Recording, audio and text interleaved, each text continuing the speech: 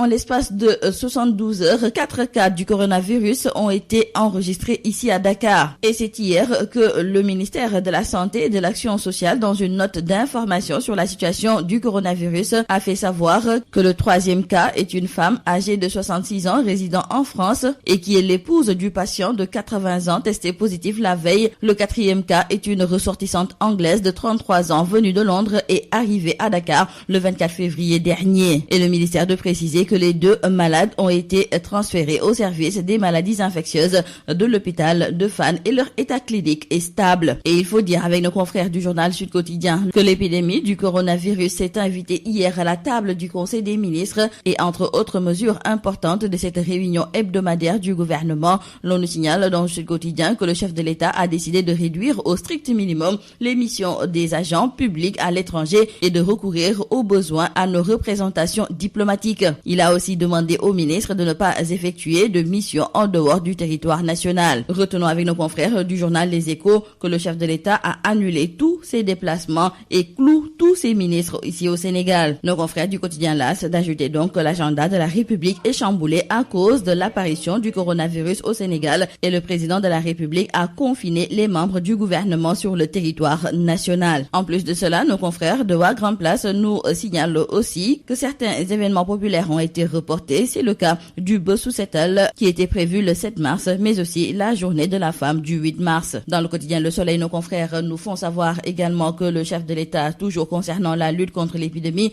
de pneumonie à coronavirus, veut une surveillance rigoureuse des frontières. Et d'ores et déjà, les passagers en provenance des zones à épidémie sont systématiquement enregistrés à l'AIBD. Et justement, à l'AIBD, nous y restons car, selon nos confrères du quotidien Le Témoin, au niveau de cet aéroport, on y entre comme dans un moulin. Et les agents de l'AIBD, qui déplorent l'absence de mesures de protection en leur faveur, exigent que tous leurs collègues en contact avec les passagers débarquant sur le tarmac, de même que les chauffeurs de bus faisant la navette entre le lieu d'atterrissage et la salle d'attente, soient consultés et testés avec le kit de température pour éviter toute surprise. Et pour ce qui est des événements religieux, dans le journal Réumi Quotidien, nos confrères nous indiquent qu'au Sénégal, beaucoup d'événements religieux sont célébrés dans un contexte de lutte acharnée pour éviter la propagation du coronavirus. Et les porteurs ne sont toujours pas conscients de leur état sérologique et donc l'État devrait prendre ses responsabilités par rapport à ces événements religieux. Car selon nos confrères, il est clair que c'est un risque énorme de laisser se regrouper des milliers de personnes dans une promiscuité totale avec la quasi-impossibilité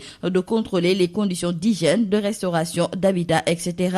Le danger est tellement imminent que le risque de propagation sera multiplié par 1000 et donc chacun sera un danger pour l'autre. Et concernant donc la situation du coronavirus ici au Sénégal, nos confrères de Vox Populi nous parlent de 10 alertes, seulement 4 cas positifs et 47 contacts identifiés. Après la publication du rapport de l'OFNAC qui fait état de faits graves de prévarication et de mauvaise gestion des deniers publics, Socé Diop John a été limogé et son dossier transmis au procureur. Et selon nos confrères de Critique, c'est la première victime des rapports de l'OFNAC. Socé Diop John a été relevé de ses fonctions de directrice générale de l'Agence de construction des bâtiments et édifices publics.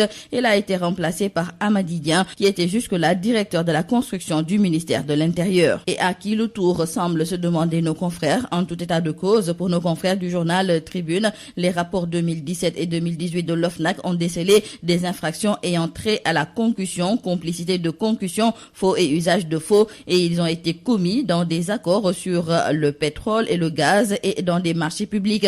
Aliou Sall, Franck Timis, des autorités de Laser, etc. ont été cités comme étant les présumés coupables de ces infractions dont les dossiers qui les sous-tendent ont été transmis au parquet. Et maintenant, reste à savoir si ces derniers seront inquiétés. En effet, les 10 dossiers ne sont pas les premiers à être posés sur la table du procureur Seynabou Ndiaye Diakhaté, mais ainsi le procureur de Dakar, Serigne Bassirou Gueye, devant ses responsabilités. Le Sénégal et la Oumma islamique célèbrent ce jeudi 5 mars le Magal de Porokhane. À ce rendez-vous de dimension mondiale vont converger les talibés talibés mourides, les fidèles, les musulmans en provenance de toutes les régions du pays, de l'Afrique et du reste de la planète. Nos confrères du journal Direct News nous parlent aujourd'hui donc du Magal de Porokhane qui célèbre la mère du mouridisme. Et à ce Magal, Abdourahmane Fall Tilala n'y prendra pas part. Il a perdu la vie dans un accident survenu ce mercredi sur l'autoroute à péage à hauteur de Khombole. Il était le guide de la communauté religieuse des morts du Sénégal. L'accident a causé la mort de 2 personnes, dont le chef religieux et plusieurs autres blessés. Abdourahmane Fall Tilala tire donc sa révérence et le groupe Sud Communication par ma voix présente ses sincères condoléances à toute sa famille et à la communauté maure. C'est tout à vos journaux et très bonne lecture.